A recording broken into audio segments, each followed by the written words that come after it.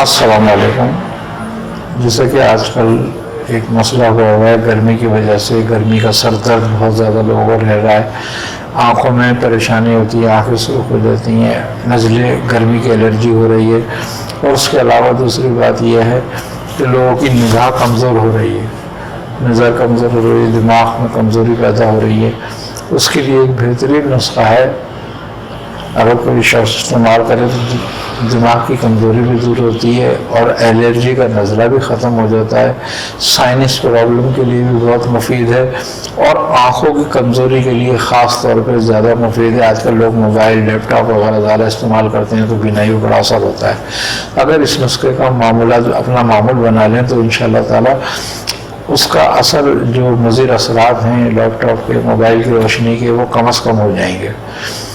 نسخہ یہ ہے: مغز بادام، خشخاش، سونف، دھنیے کی گری، استو خدوس، زنجبیل اور فلفل سفید. یہ سب 25-25 گرام لے کے اس کو گرائنڈر کر کے اپنے پاس رکھ لیں. اگر کسی صاحب کو شوگر ہے تو وہ ایسے ہی استعمال کریں، اور جن کو شوگر نہیں ہے وہ اس میں مصری اور چینی بھی ملا سکتے ہیں، اس میں شہد بھی ملایا جا سکتا ہے. جتنا وزن نسخے کا اس سے ڈبل وزن میں شہد ملا لیں، اور جتنا وزن نسخے کا ہے اتنے وزن میں مصری ملا کے چاہے تو رکھ لیں.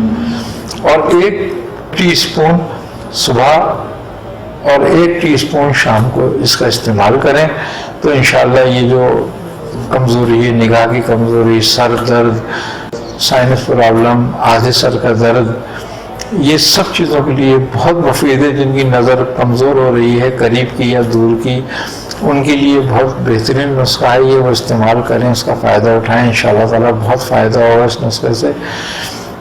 السلام علیکم.